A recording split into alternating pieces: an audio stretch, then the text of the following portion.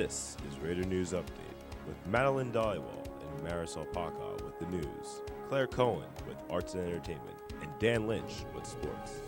And now, from Studio B at Scotch Plains Fanwood High School, Madeline Dollywall and Marisol Paca. Welcome to the period 6-7 edition of Raider News Update. I'm Maddie Dollywall. And I'm Marisol Paca. On Thursday, December 15th, Student Council held the first ever Winter Senior Social. The night was a surprising success with the attendance of about 150 seniors. Let's go on location to hear more about how the night went. Hi, I'm Matt Kevner on location with John and John DiBattista and John Shell. Both Johns went to the Winter Social. John, number one, what do you think of the Winter Social? How was it for you? It was pretty good. I mean, it was a lot to do, like play Connect Four and ping pong. John, number two, John, what do you think of how it was ran and the food and other parts of the Winter Social? Really, the real credit goes to the people who picked out the toppings and ingredients for the gingerbread house, because I was blown away by the extent of ingredients they had. They had marshmallows, pretzel bits, M&Ms, Reese's Pieces. I sat there and constructed the Mona Lisa, which is not a structure, which doesn't make much sense, of gingerbread houses. Boys, sound like you both had a great time on the Winter Social. One last question. John, would you go to a spring social if they held one at the school? I might. Number two, would you go to a spring social? Well, my schedule is actually exactly the same as John's, so if he's going, yes, I will be there, but if he's not, then I cannot make it. Two Johns, one answer. Back to the studio. On Saturday, December 17th, North Korean leader Kim Jong-il died of a heart attack. Since the two nations never signed a peace treaty following the Korean War and are technically still at war, South Korea has taken extra precautions in the past week. South Korean President Lee Myung-bak put all members of his military on emergency alert. The North Korean Workers' Party proclaimed Jong's youngest son, Kim Jong-un, as his successor. Research shows that the average American teenager drinks about 300 calories in sugar-sweetened beverages, which can lead to obesity and other health problems. According to a new study published in the American Journal of Public Health, signs that bring attention to the number of calories in these beverages can dissuade teens from consuming them. The studies used many methods to prove this theory. The methods ended up reducing the amount of beverages bought by teens by about 50%. In 2012, the Food and Drug Administration is expected to require food establishments with 20 or more locations to post calorie counts on their menus. Hopefully, these methods will reduce the dangers and unhealthy habits of teens. The Spanish Language Department is participating in a student exchange program with high schoolers from Spain. Approximately 18 students from Spain will be coming to Scotch Plains and Fanwood in the weeks leading up to spring break to live with SPF high schoolers. The exchange students will be attending school with their hosts and will be getting a taste of what life in America is like.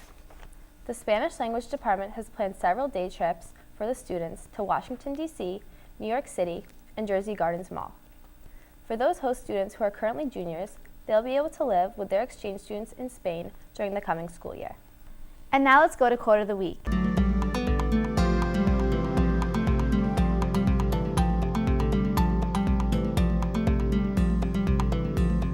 And now let's go to Arts and Entertainment with Claire Cohen. Thanks, Maddie.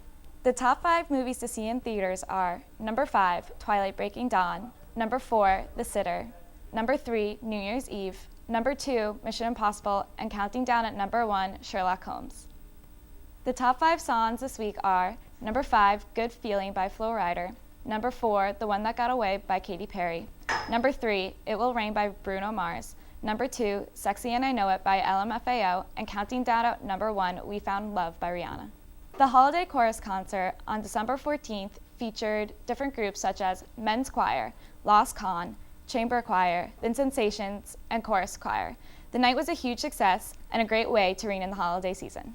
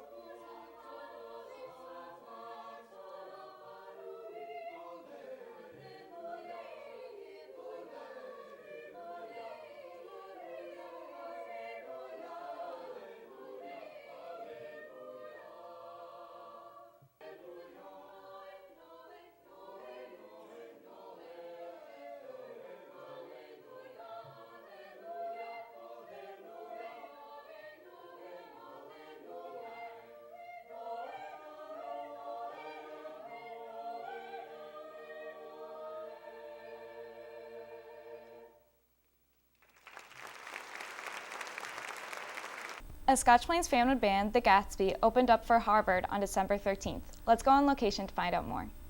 Hi, I'm Matt Kepner here on location with senior Sam Zimmerman to catch up with him after the Gatsby show he played. Now, Sam, tell me a little about how the show went and preparation for it. Well, after we got the show, we spent about 2 months preparing, practicing every week, and we got there 45 minutes late, and we were able to watch the bands like load in and set up and everything, and we got to meet everybody, and it was a really good time. We played, and it was a lot of fun. Now, what's the preparation like setting up for a show, like setting up your instruments and lights and all that? Well, in this case, we took 2 separate vans to, my car and Justin's van to bring all the equipment. You just basically bring it all in and watch it and make sure that it stays safe. And they have you go up and you sound check your instruments, make sure you can hear everything, and then you play. And like minutes before you played, what was the air like? Nervous? Were you excited? How'd you feel? I was extremely anxious in general, just because it's like Harvard's one of my favorite bands, and having them right there, just like watching you as you're about to play and everything, it's like it gets a little crazy. But I think the overall vibe between the 4 of us was just we just wanted to play. Well, thank you so much, and back to the studio. Now let's go to Critics Corner with Matt Kepner and Tom Lyons. I'm Matt. And I'm Tom. And welcome to a brand new edition of Critics Corner. And today we will be reviewing New Year's Eve. Tom, what do you think of this movie? Well, Matt, we saw it together on Saturday night after a lovely evening and a lovely dinner, and I have to say I was pretty impressed. The cast, which included the likes of Sarah Jessica Parker, Dakota Fanning's in the movie. Justin Timberlake, John Bon Jovi.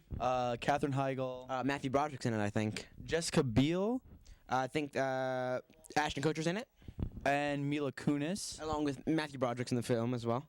Eva Mendes, And many more, including tons of different actors. Yeah, all those actors, high quality, high caliber, really played an essential role of this movie to bring it all together about just one magical New Year's Eve night where everyone comes together. Matt? The movie takes place of a bunch of different stories happening in New York at once. Everyone's rushing to have the perfect New Year's Eve. But what goes wrong? I'll leave that to the audience to find out. Tons of different crazy scenarios happen. And at the end, all of them meet up to watch the ball drop. Great times. Tom? I think my favorite scene would have to be the hospital scene where the baby came out of the incubator right at the right point. And he goes, Happy New Year. It says, yep, and that's the classic. It wasn't near the ending, but it was close. Let's just say it was real good. I would have to give New Year's Eve a 4 New Year's Eve dropping balls out of 5. Tom? I'm gonna have to give it 8 stars out of the 42 stars that are in the movie, because I really wasn't that pleased with it, but at the same time, it was enjoyable. New Year's Eve opened last week. You can catch it in theaters before New Year's Eve is, and make sure you have a happy holiday this season. And this is it for Critics Corner. I've been Matt. I'm Tom. And now back to the studio. Now let's go to Weekend Preview. Hi, I'm Kelsey Matamore, and this is your Weekend Preview. Ms. Zonas, what are you doing this upcoming weekend? I'll be staying with my parents for Christmas. I'll be sleeping on the sofa and wearing pajama pants for 4 days. And hopefully my mom will make me pancakes and French toast like she did when I was a kid. And I'll be whining and demanding. And I'm looking forward to that. Thank you. That sounds like so much fun. This weekend for sports, there are no sports because it's Christmas Eve and Christmas Day, and it's the beginning of our winter break, so there are no sports this weekend. Kelsey, can you tell us about the movies coming up? Be sure to head over to the box office and check out Sherlock Holmes, Alvin and the Chipmunks, and the new Mission Impossible movie. This has been your Weekend Preview. Now back to the studio. And now let's go to sports with Dan Lynch.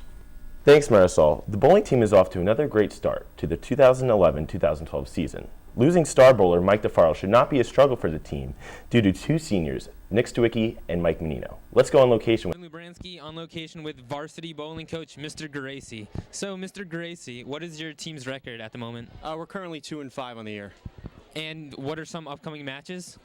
This week, or Thursday, we have Roselle Catholic, and then after break, we have a tournament down in Carolier Lanes in North Brunswick. And who are the stars on the team? Nick Sawicki leads the charge, along with Mike Menino, Brian Canfield, Andrew Cetera, Ryan Sawchuk. All right, that's great. Hope you have a great season. Now back to the studio. The boys basketball team is off to a rocky start. Going into the season, the team lost star center Matt Jeggedy due to a knee injury. Juniors Tom Bonnicum and Xavier Brooks looked to take his place in the low post. The Raiders lost their opening game to GL 48-63. The Raider hockey team hit the ice hard in their first game against Summit. They lost 6-0, but they bounced back with wins against Milburn and Dayton. Alex Markovitz and Kevin Lewis have hope for the young season. That wraps it up for sports. Now back to Maddie and Marisol. Now let's zoom on over to Car of the Week. Hi, I'm Alex Markovitz. And I'm Kwame Philippe. And we're here with Liz Gallo's 2010 Nissan Maxima.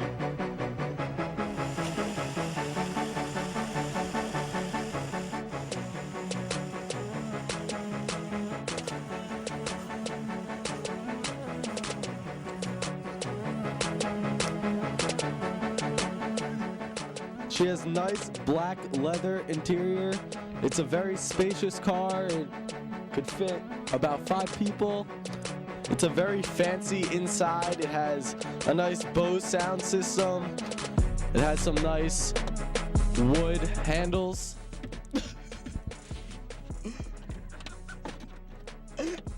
I can't open it. Liz Gallo here has a nice spacious trunk, enough room to eat a snack, maybe store some sporting equipment, and even a ball.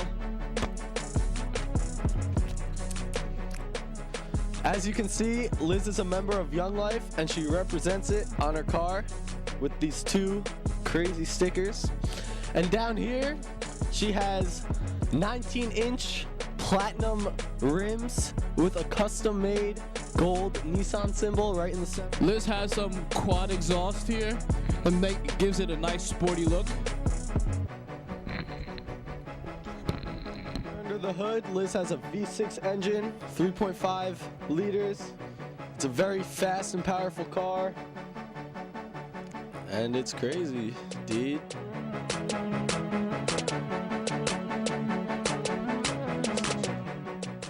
I'm Alex Markovitz. I'm Liz Gallo.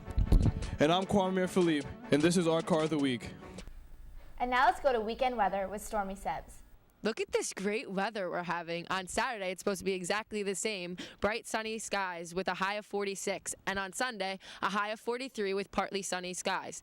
Now enjoy your warm holiday weekend. This has been your weekend weather with Stormy Sebs. Now back to the studio. That wraps it up for the Period 6-7 edition of Raider News Update. Be sure to stay tuned for a repeat of Period 4-5 edition. Also, have a safe and happy holiday. Ho, ho, ho.